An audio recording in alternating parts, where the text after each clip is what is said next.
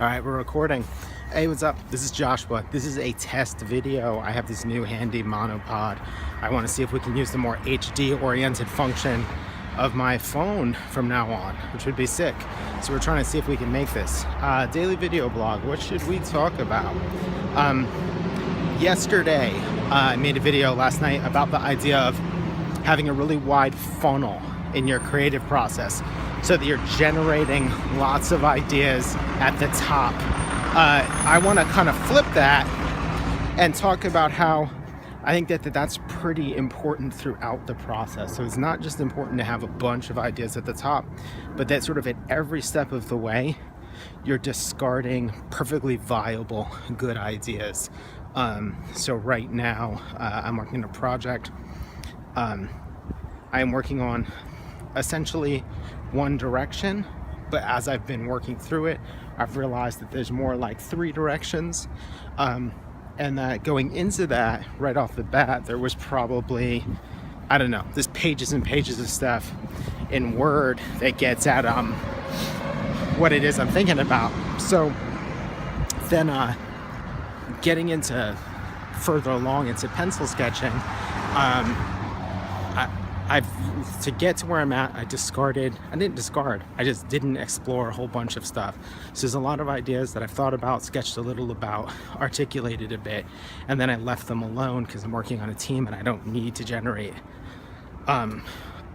multiple ideas for it. You know, I just need to end up at the bottom with one really good one. But to do that, I assume that I need to do the whole process. So I have this kind of discarded pile of potentially good ideas. Running along with that then is in the sketching process is to get to kind of the same spot.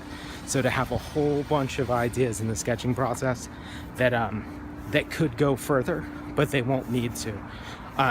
But that in doing so, that means that one, it gives me like a more thorough understanding of the thing that I'm working with. And then 2, I think what happens is that it means that if we have to go back to the drawing board, I've been thinking about this thing more thoroughly. So let's say they're like, oh, we like this idea, but, and there's a bunch of questions. Well, I've been sketching a lot more than what the client is seeing. They're just not seeing a lot of that process stuff, but in that process stuff, I maybe have answered those questions. So now I have a bunch of research to go back into. So when I'm designing something, I tend to view every piece of the process as a form of research. It all needs to be hung on to, and all needs to be explored in case it's useful or has a life. All right, I think that's it. So what I would say is like a really helpful thing to do in any creative process is expand each piece longer than you need to. Give it a little bit more time, a little bit more, do a few more sketches than necessary, a few more, you know, when you get into the fine-tuning stuff, do a couple more versions than is necessary. All right, thanks for watching.